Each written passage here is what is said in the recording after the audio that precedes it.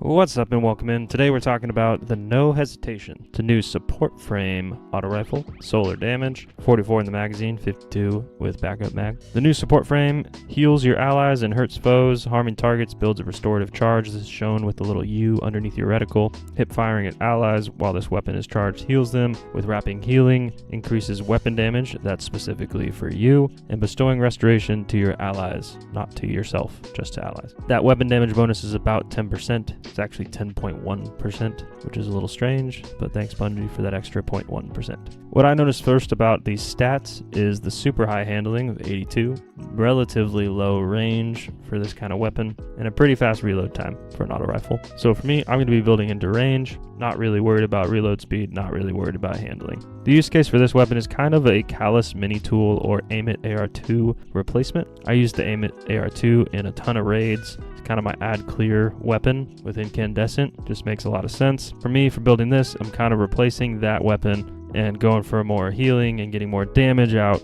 with this. There's definitely a PVE role that I'm looking at, particularly for raids or dungeons or exotic quests. I think there's probably better options for Grandmasters. We'll see in a couple weeks when we get there. So for the first perk column, the barrel, I'm going to go with arrowhead break. I'm a sucker for arrowhead break. This thing's amazing. Makes that recoil go to 100 straight up and down. Super easy to shoot. Handling up to 92, which is crazy. If you don't want to go with arrowhead break, I think you could lean into range a little bit more and go with hammer forge rifling, and that would be totally fine. But then you got an 85 recoil, which isn't terrible for this, but so if you can live with it, I would go with hammer forge rifling, but I like to get rid of that and go 100 straight up recoil, arrowhead break. Then for the magazine, going with accurized rounds, gonna buff up that range to 55. And then for the first enhanced trait, a lot of people are going physic. That's what like GG is calling the S+ roll. However, I'm not a huge fan of this. I typically build restoration in different ways with either healing grenades or other things, and I don't think this fully replaces that. So it's an added benefit to this weapon if you're really healing your allies a lot and you want to get that weapon damage perk a lot. This is helpful, but